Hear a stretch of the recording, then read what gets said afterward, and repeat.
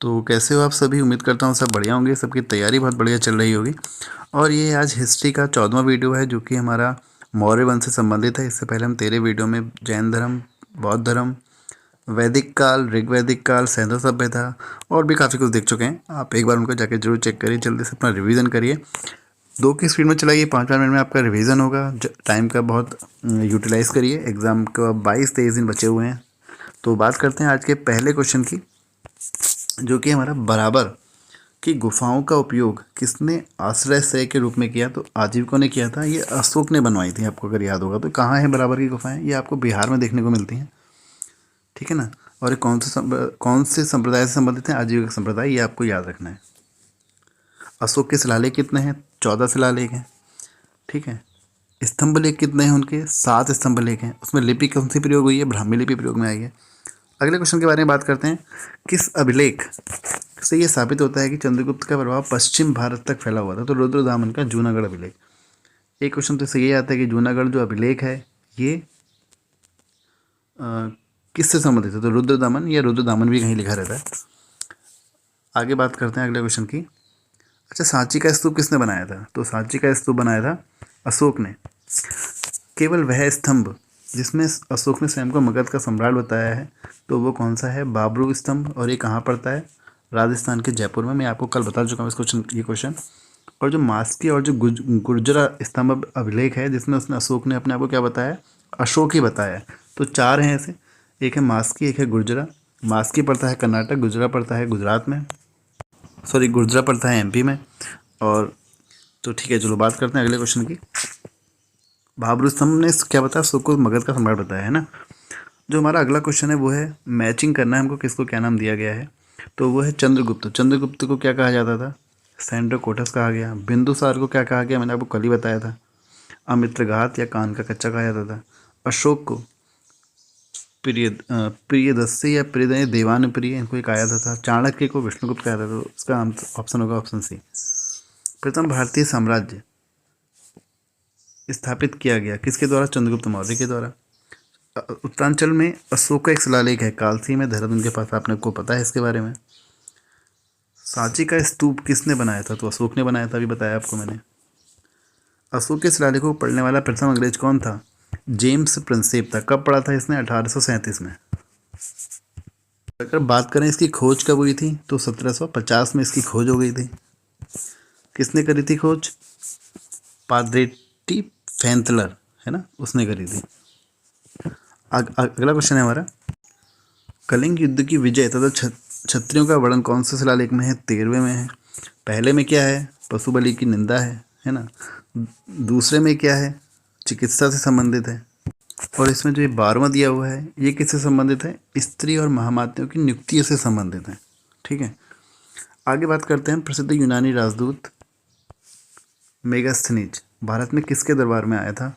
तो आया था चंद्रगुप्त मौर्य के दरबार में। और मेगास्थनीज का जो उत्तराधिकारी किसको कहा जाता है? डाइमेकस, जो कि किसके दरबार में आया?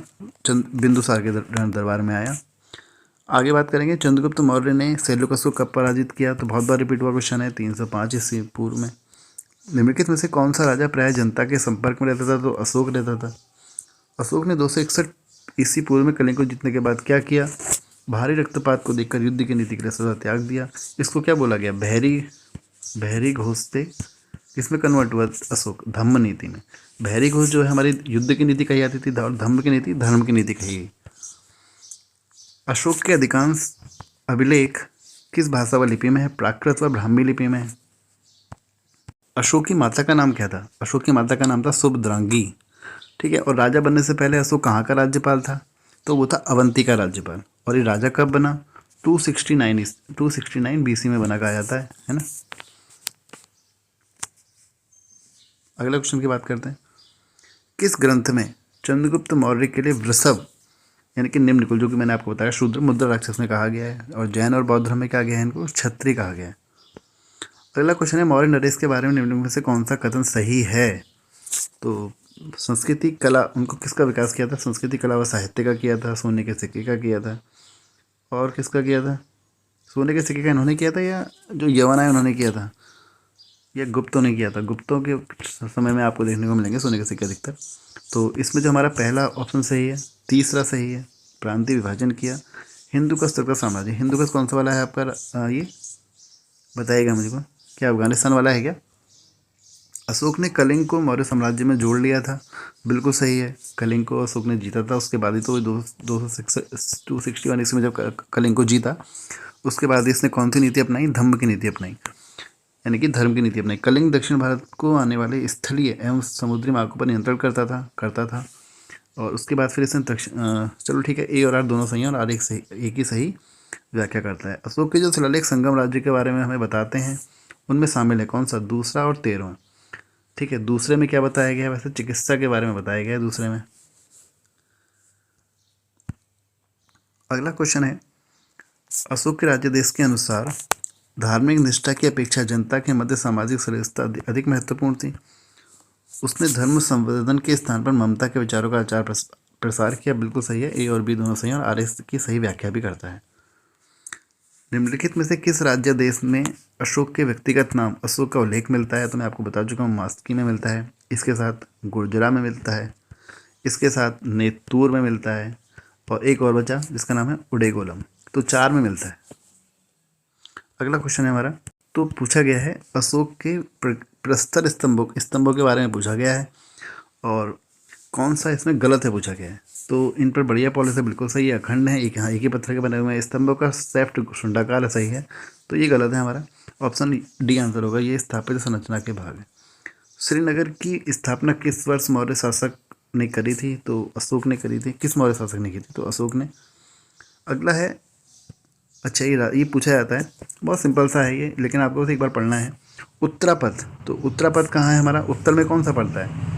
तक्षशिला। दक्षिणापथ तो स्वर्णगिरी, जो कि आपको महाराष्ट्र में देखने को मिलेगा। अवंती राष्ट्र कहाँ पड़ता है? उज्जैनी में पड़ता है। पूर्वी प्रदेश पाटलिपुत्र, जो कि बिहार में पड़ता है, आपको पता है ना। आगे बढ़ते हैं, किस ग्रंथ में शूद्रों के लिए आर्य शब्द प्रयोग हुआ है? तो अर्थशास्त्र, ऑप्शन ए।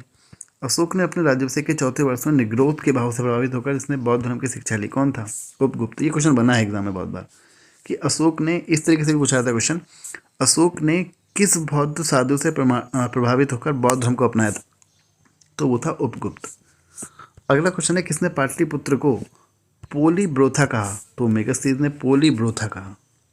मौर्य काल में एग्रोनोमी किसे कहा जाता था? तो सड़क निर्माण अधिकारी को एग्रोनोमी कहा जाता था। अगर मैं आपको कुछ औरों के नाम बताऊं तो वो ये हैं। एक था इसमें पर्ण्याध्यक्ष, तो वो था वाणिज्य विभाग का अध्यक्ष। कैसे याद रखेंगे? क्योंकि पर्ण आपको पता है, अशोक मौर्य काल में पर्ण धन को कहा था ना, सिक्कों को, ठीक है, मुद्रा को कहा था। तो पर्ण्याध्यक्ष हो गया वाणिज्य विभाग का अध्यक्ष। एक था लक्षणाध्यक्ष, ये था सिक्के ढालने वाले को लक्षणाध्यक्ष कहा जाता था। एक था इसमें अक्षपटलाध्यक्ष, अक्ष याद रखेंगे, बाकी अध्यक्ष तो सब जगह कॉमन ही रहेगा। तो अक्षपटलाध्यक्ष कहा जाता था महालेखाकार को, ठीक है। और अगर मैं आपको बताऊं, एक था राजुक, और रज्जुक में बड़ा कन्फ्यूजन होता है बच्चों को, तो मैं बता देता हूँ। एक है राजुक, एक है रज्जुक। तो जो राजुक है, जिसमें एक जॉक कम है हमारा, वो भूमि की पैमाइश करने वाले अधिकारी को कहा जाता था। भूमि की जो नाप करता था उसको कहा जाता था राजुक। और ये कौन था हमारा? राजस्व और न्याय विभाग का अधिकारी, या इसको आज की भाषा में कहें तो डीएम, ठीक है। तो ये दोनों में अंतर है, ठीक है। एक क्वेश्चन यहाँ से बनता है कि मौर्य काल में जो वैश्यवृत्ति करने वाले स्त्रियों को क्या कहा जाता था? जो वैश्यवृत्ति करते हैं उनको कहा जाता था रूपजीवा, ठीक है। और जो अभी आप देखते हो जन्म और मृत्यु दर, सॉरी दर नहीं, मृत्यु पंजीकरण, जन्म और मृत्यु पंजीकरण, ये कब से चला आ रहा है? तो ये मौर्य काल से चला हुआ आ रहा है। और मौर्य काल के समय में एक प्रमुख बंदरगाह था, इसका नाम था भड़ोच। ये कहाँ है? गुजरात में। और प्रमुख उद्योग कौन सा था उस समय, मौर्य काल के समय? तो वो था वस्त्र उद्योग, ठीक है। चलो आगे बढ़ते हैं अगले क्वेश्चन की तरफ। मौर्य काल में गुप्तचरों को क्या कहा जाता था? तो गूढ़ पुरुष कहा जाता था, ठीक है। वैसे तो मैंने संस्था और संचार भी पढ़ा है कि मौर्य काल में इसको कहा जाता था, क्योंकि जो संस्था था वो था जो एक जगह स्थिर रहकर गुप्तचरों का काम करती थी, और संचार जो घूम घूम कर गुप्तचरों का काम करता था। वैसे इसका आंसर ए और सी दोनों आना चाहिए, लेकिन जो इसका आंसर दिया गया है वो ए दिया गया है, गूढ़ पुरुष। किस श्रीलंकाई शासक ने अपने आप को मौर्य सम्राट अशोक के आदर्शों के अनुरूप ढालने की कोशिश करी। तो बता किस जैन ग्रंथ में चंद्रगुप्त मौर्य के जैन धर्म अपनाने का उल्लेख मिलता है? तो है परिशिष्ट वर्मन। ठीक है, किसने लिखा है? हेमचंद्र। किस महीने से मौर्यों का राजकोषीय वर्ष आरंभ होता था? तो वो था आषाढ़ यानी कि जुलाई। फागुन मार्च को कहते हैं, ज्येष्ठ जून को कहते हैं, पौष माघ जनवरी फरवरी को कहते हैं। किन भारतीय जातियों का उल्लेख अशोक के शिलालेख में किया गया है? तो चोल का किया गया है, पांड्य का किया गया है, सतीपुत्र का किया गया है और केरल पुत्र का किया। थोड़ा डिफिकल्ट क्वेश्चन है, मॉडरेट लेवल का क्वेश्चन है ना, एक बार इसको ध्यान देना। चोल, पांड्य और सतीपुत्र और केरल पुत्र। ठीक है, पल्लव नहीं है, याद रखना। अशोक के बारे में जानने के लिए सबसे महत्वपूर्ण स्रोत शिलालेख। अशोक के काल में कौन सी लिपि दक्षिण भारत में प्रवृत्ति हुई? तो ब्राह्मी लिपि। जो इसमें अरमाइक लिपि है ना, वो कैसी है आपकी, कैसे लिखी जाती है? Right to left. ठीक है, ऐसे करके लिखी जाएगी, ऐसे राइट ये वाला हैंड हुआ, ऐसे करके लिखी जाएगी। ठीक है ना, फिर ऐसे आएगी, फिर ऐसे आएगी, फिर ऐसे आएगी। स्तंभ कितने हैं इनके? 7 हैं।